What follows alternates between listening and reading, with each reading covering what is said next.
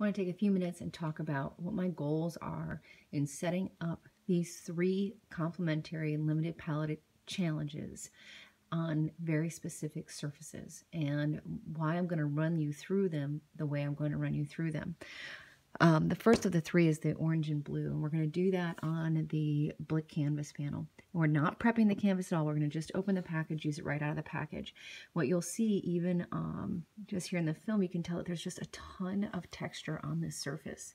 And what you'll find is that you're going to use a lot of paint just to kind of battle that texture that's on the surface. Now, I'm not dismissing these boards. I'm not saying don't use these boards. Later on in the challenge of the 9 squares, we'll be adding gesso to the surface before you paint, and you'll notice the difference in the paint quality on a gessoed canvas panel. The second one that we'll do is the purple and yellow, and the purple and yellow we're going to be doing on a clay board. And the clay board, what you'll find is on the very first layer, your dark transparents, which I'll have you work in dark transparent first, will soak into the surface. And what will happen then is you'll get this wonderful range of surfaces at the end of the painting. You'll have these deep, dark, soaked in shadows that you've gotten in the beginning that will maintain this kind of beautiful transparency, this richness of color, and then you'll have this opaque colors lying on top of that. Again, great way to understand the surface, use the surface in an interesting way, know what kind of marks you can get on that surface. I mean, look at these cool brush strokes that will maintain on a plain clay board. The third one that we're going to try, and just these 3 out of the 9, is, and again, right out of the bag, no prepping, gessoing, anything, is the aqua board. Aqua board also very cool because it does soak in the paint right from the beginning. And if you're doing a plein air or something and you want to have that first layer kind of sink into the board real fast before you put your next layer on, this is a great option for that. And now you can see with this one, I hope you can see it in the camera, it's got just a little bit of texture, and it's more of like almost like a beaded texture, or something that has like a little bit of a sandpaper feel to it. So very, very different from the slick surface of the aqua board, and also very, very different from the texture of the canvas panel. Now, why am I telling you about this, and why did I purposefully do that in these challenges? Well, what I want you to think about when you're doing a subject that you're excited about. You might not be excited about little pots, but at some point you might be excited about something else.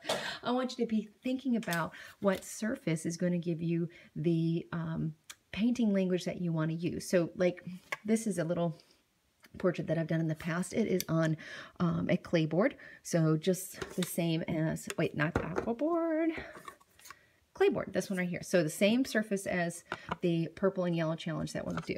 And using these colors, in the beginning, I started with transparent, it's a quinacridone rose, sank into the surface, gave me a cool red to build upon, and then I was able to put more opaque colors on top of that, but the cool transparent pink in the beginning stayed, was sunk in, did not compete with, just complemented the layers that came after it. Very bright color palette, small brush strokes, you know, I knew exactly what I was going for, and I knew what surface would give me that.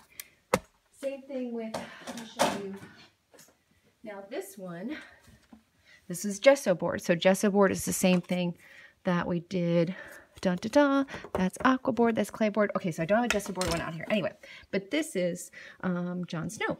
Jon Snow I did in a very cool palette based on a screenshot I took from Game of Thrones, but I did not want to compete with the texture of a canvas. I wanted the paint texture to come through. I wanted to be able to get this fur in here just dancing on the surface. I wanted to get the skin, the mustache, the hair, the background. I don't want to be competing with canvas texture. I just wanted the paint to rest on the surface. So I chose a panel that would allow my paint to do that. And I also picked a very limited palette, which matched that cool tones of the TV show.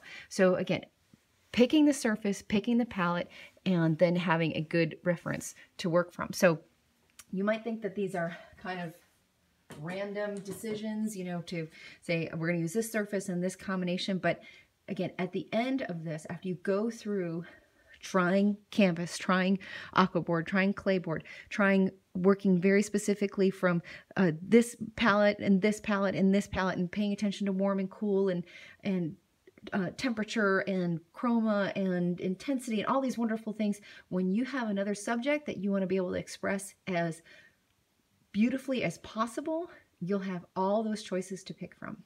Thanks.